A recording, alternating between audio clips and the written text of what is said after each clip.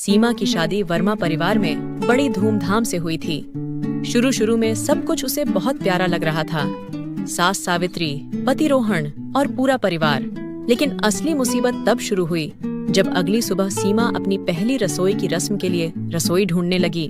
सीमा हैरान होकर बोली, माँ जी, मैंने पूरे घर में देखा लेकिन रसोई कहीं दिख ही नहीं रही। सावित्री हंसते हुए बोली, बहू, तूने कभी भूत देखे हैं?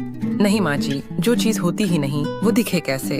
बस जैसे हमारे घर में रसोई नहीं है तो वो दिखेगी कैसे? सीमा की आंखें फटी की फटी रह जाती हैं। सीमा को विश्वास नहीं हुआ। फिर सास उसे पड़ोसन सरोज के घर ले गईं।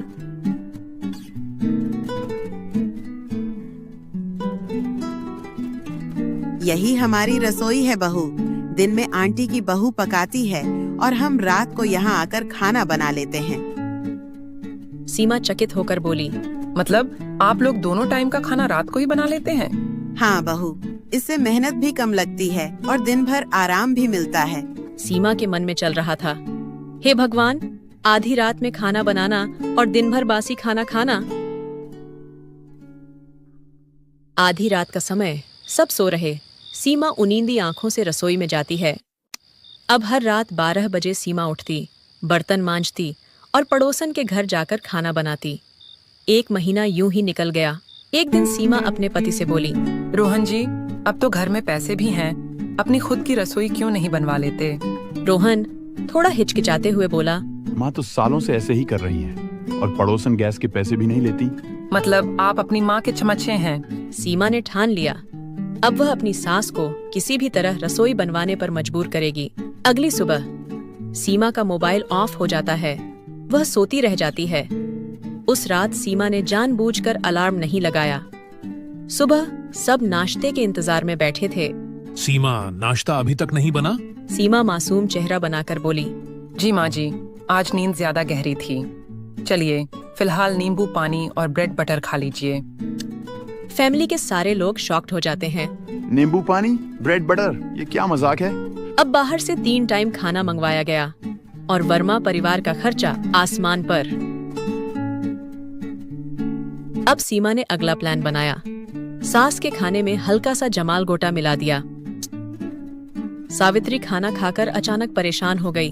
अरे बाप रे बाप, मेरा पेट फट रहा है। 5 बार बाथरूम जा चुकी हूँ। सीमा मासूम बनकर बोली, माँ जी, सबने वहीं खाना खाया, शायद आपकी तबीयत खराब है। सीमा नकली डॉक्टर बुलाती है। मालती जी, मेरा मतलब सावित्री जी, आपको बासी खाना नहीं खाना चाहिए। उम्र के साथ ताज़ा खाना जरूरी है। सावित्री थकी आवाज में बोली, डॉक्टर जान है तो जहान है। मैं कल ही नई रसोई बनवाऊंगी। घर में नई रसोई बनती है, सब खुश हो जाते हैं। अब वर्मा परिवार की नई रसोई बन गई थी। सीमा बहुत खुश थी। आखिर आधी रात की रसोई की मुसीबत खत्म हो गई। कुछ महीनों बाद रोहन के भाई अंश की शादी रिया से हो गई। दोनों बहुएं बात कर रही होती हैं। मीरा दीदी, मुझे रात में बहुत भूख लगती है। मुझे भी।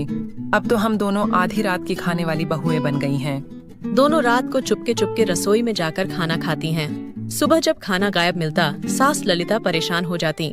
फ्रिज में रखा खाना कहाँ गया? ये तो बंद था।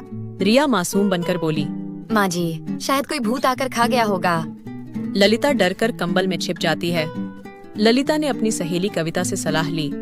कविता ने कहा, भांग के पकोड़े बना और रख दे, सच्चाई खुद सामने आएगी।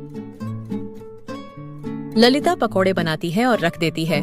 रात में दोनों बहुएं आईं, पकोड़े खाए और फिर क्या, झूमने लगी, नाचने लगी। पूरा परिवार जाग गया और असलियत सामने आ गई।